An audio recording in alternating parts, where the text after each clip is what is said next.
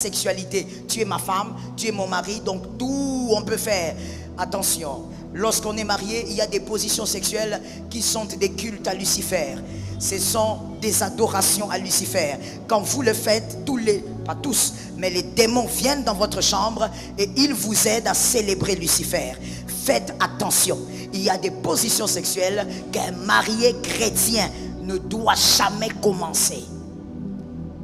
Pour Dieu, la sexualité doit produire trois choses. Premièrement, le plaisir. Deuxièmement, la vie.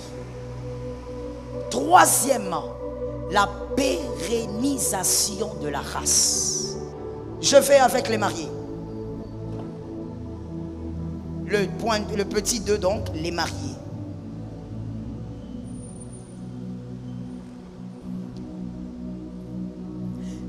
Les mariés, en parlant de la sexualité, parce que c'est de ça qu'il s'agit, quel type de sexualité peut vous ramener sous le joug quand vous êtes mariés?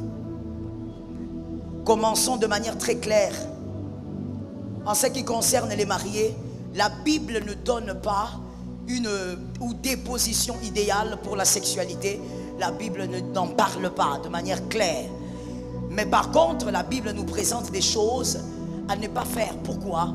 Parce que lorsqu'on est marié, vous devez être libéré de cette fausse pensée qui dit, parce qu'on est marié, tout est permis dans la sexualité. Tu es ma femme, tu es mon mari, donc tout on peut faire.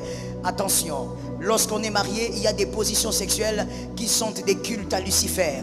Ce sont des adorations à Lucifer. Quand vous le faites, pas tous, mais les démons viennent dans votre chambre et ils vous aident à célébrer Lucifer. Faites attention. Il y a des positions sexuelles qu'un marié chrétien ne doit jamais commencer. Tu commences, tu auras le diable sur ta table demain. Est-ce que quelqu'un m'entend? Avant d'évoluer, je dis, si tu es une femme, tu as marié, tu as épousé un homme malheureusement qui n'est pas vraiment chrétien, ou encore un homme qui ne sait pas respecter les principes de Dieu, prie beaucoup pour lui. Tu dois te transformer en intercesseuse. Prie beaucoup pour lui, qu'il ne t'amène pas à commettre des pratiques qui en réalité est une adoration ou des adorations à Lucifer. Les positions enfériques, les positions sexuelles enfériques, diaboliques. Romains 1, 27. Romains 1, 27. Léonel, trouvez ça rapidement. Vous allez lire ça à haute voix pour tous nos frères. Romains 1, 27. Il y a plusieurs positions enfériques dont la Bible parle, mais aujourd'hui on n'a pas le temps, on va juste prendre celui-là. Romains 1, 27.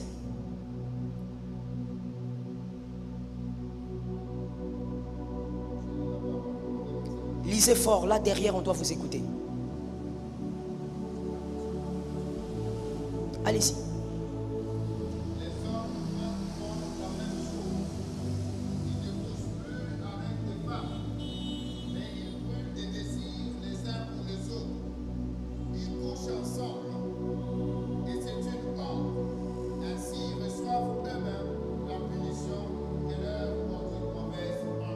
Amen. Que quelqu'un d'autre lise avec Louis II. Si vous avez une Bible Louis II, aidez-nous à lire Romains 1, 27. Romains 1, 27. Vérifiez bien que votre version est Louis II. Allez-y. Et de même les hommes abandonnent l'usage naturel de la femme. Répétez. Et de même les hommes abandonnent l'usage naturel de la femme. Se sont enflammés dans leurs désirs, les uns pour les autres, commettant homme avec homme des choses infâmes, et recevant en eux-mêmes le salaire que méritait leur dégât. Amen. Quelqu'un m'a donné 3 amen. La Bible dit donc, l'apôtre Paul le dit aussi, qu'il y a l'usage naturel que Dieu a créé, puisque c'est Dieu qui a créé la sexualité. Okay? La sexualité ne vient pas d'Adam lui-même comme ça, non. C'est Dieu qui a créé l'homme, et quand on voit comment il a créé l'homme, on comprend qu'il avait prévu la sexualité. On voit comment il a créé la femme, on comprend qu'il avait prévu la sexualité. Donc, c'est Dieu qui a créé la sexualité, et Dieu dit qu'il y a un usage naturel. C'est l'usage de la femme. C'est-à-dire prendre une femme en tant que mariée évidemment et avoir des relations intimes avec elle. Et ici on parle précisément de la sodomie. Pour vous qui écrivez, écrivez la sodomie. On parle de la sodomie. Et on dit que la sodomie n'est pas un usage naturel. On parle d'un homme qui prend un homme, la sodomie. Mais maintenant, allons-y étape après étape. D'accord? D'accord? Est-ce que vous êtes prêts à avancer avec moi? C'est important, surtout les mariés, il faut m'écouter. On parle de la sodomie. La sodomie est un culte à Lucifer. Pourquoi? Parce que l'homme décide de prendre un autre homme. Et comment il va le prendre? Il va le prendre par derrière. Alors, dans le cadre du mariage, il y a des hommes aussi qui aiment prendre par derrière. Il y a des femmes qui aiment être prises par derrière. On va aller étape par... Ok. On refuse que l'homme prenne un homme parce que d'abord les deux sont des hommes. Ok? J'aimerais que tu répondes pour que je sache que tu me suis. On refuse parce que les deux sont des hommes. Ce sont de la même nature. Ils ont la même nature. Deux choses de la même nature, selon Dieu, ne peuvent pas se mettre ensemble. Alors, deuxièmement, on refuse parce qu'ils se prennent comment? Par derrière. Par derrière, pour les hommes, c'est un appareil qui sert à quoi? Pardon? Mais répétez, répondez, non? À déféquer, aller aux toilettes, à faire grands besoins, n'est-ce pas? L'arrière aussi de la femme sert à quoi? J'ai aimé cette réponse. Le même usage. Lorsqu'un homme marié, très marié même, trop marié, jusqu'à la mairie tu t'es marié, tu prends ta femme par derrière, tu es en train de crier à la gloire de Lucifer. Pourquoi? Parce que Lucifer depuis le début voudrait dire à tout le monde que ce que Dieu a fait est mauvais. Il faut inverser ce que Dieu a fait. Il faut donc prendre par derrière au lieu de prendre sa femme par l'usage naturel. Jusqu'à là on se comprend? Jusqu'à là c'est clair?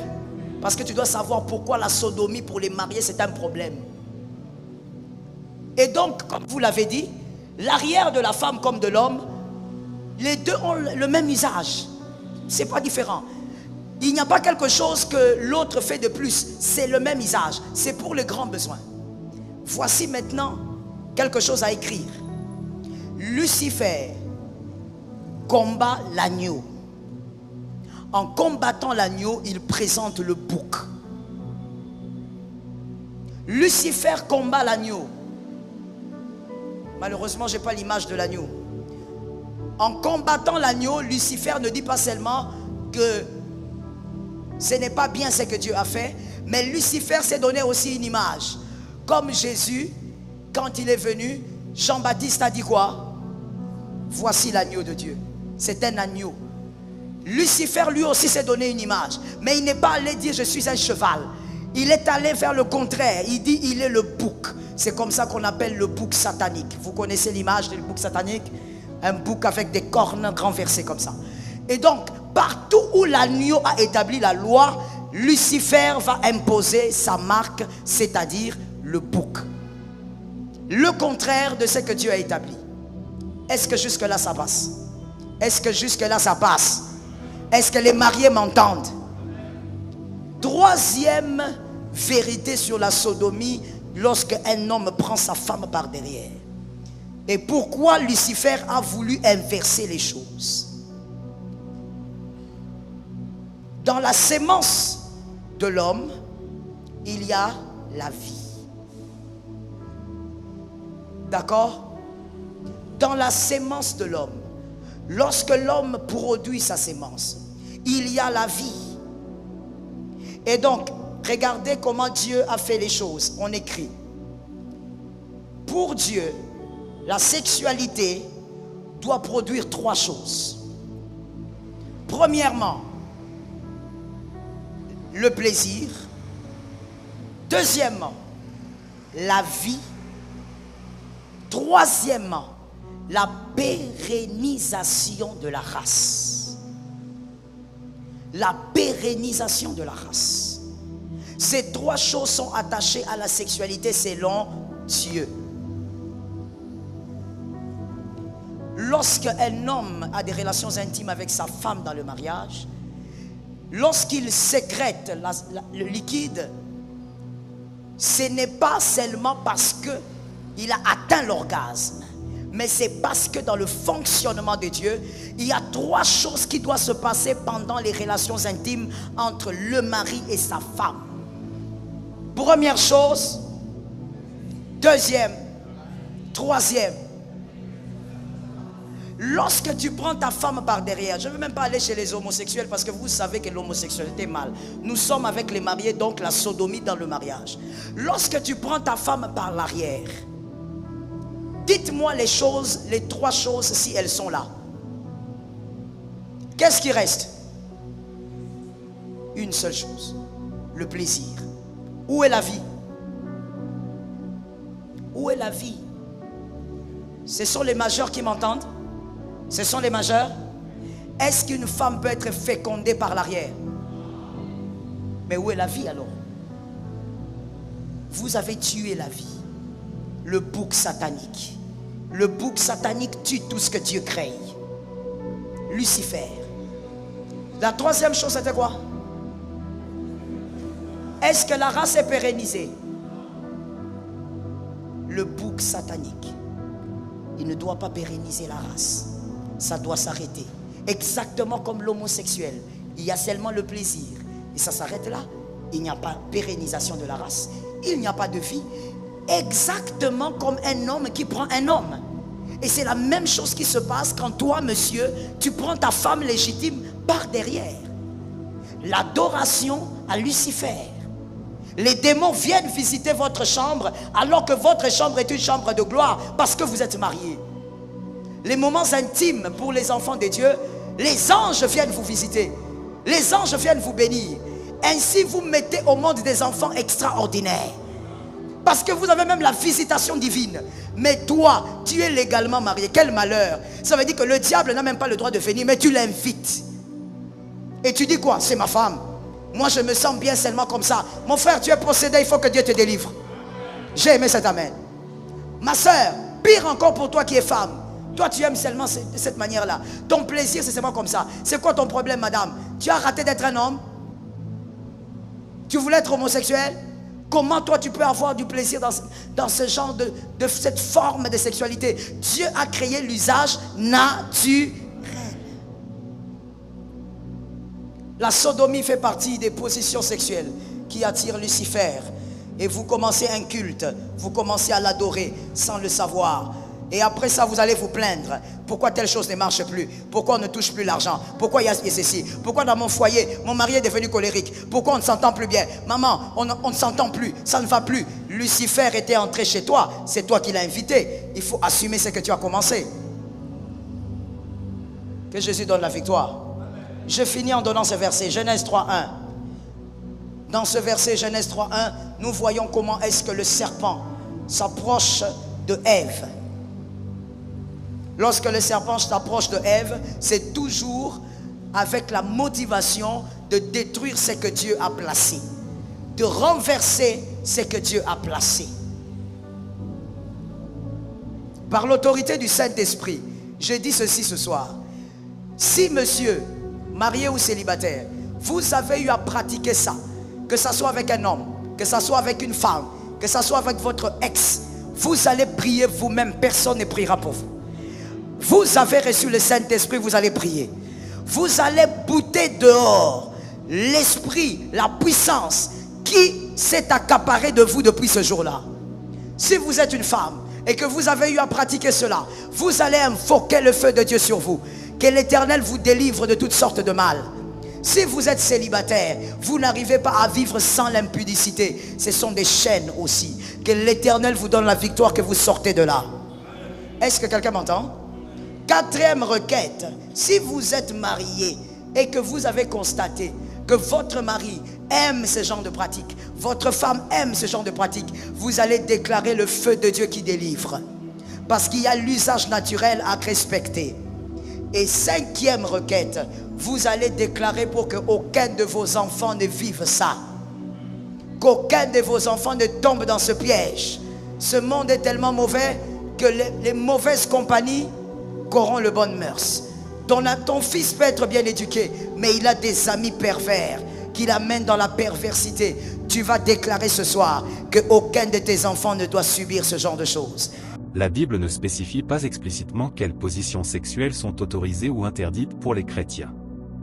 Les enseignements bibliques mettent davantage l'accent sur la moralité sexuelle, l'engagement dans le mariage et l'amour mutuel entre les conjoints. Le livre de l'Épître aux Hébreux, Hébreux 13 verset 4, dit « Que le mariage soit honoré de tous, et le lit sans souillure, car Dieu jugera les impudiques et les adultères. » Ce verset souligne l'importance de la pureté sexuelle dans le cadre du mariage. En d'autres termes, les relations sexuelles doivent se dérouler dans le cadre du mariage et être empreintes de respect mutuel et d'amour.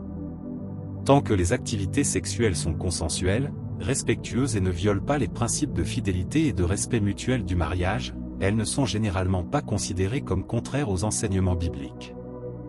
Merci Pasteur Joël Cabazel pour cette révélation de la parole. Réécoutez ce message chaque fois que vous vous sentez faible ou en face d'une situation pouvant vous conduire dans ce péché pour vous fortifier. Merci d'avoir écouté la vidéo jusqu'à la fin. Que Dieu vous bénisse. C'était Communion chrétienne pour plus de communion.